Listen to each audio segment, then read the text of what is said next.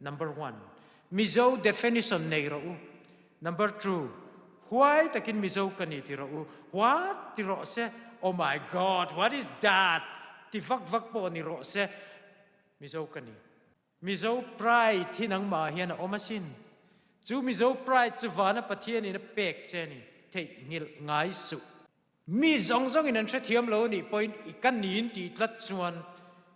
There is a guy here. Lal chan him a mizo. What?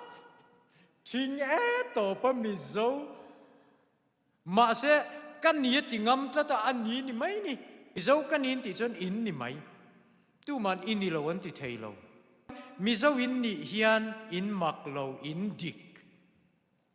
Kasoy non liang mizo in ni hian in mak lo. Engyan ni ka kasoy ka in dik. Oh, mizo in ni hian in dik.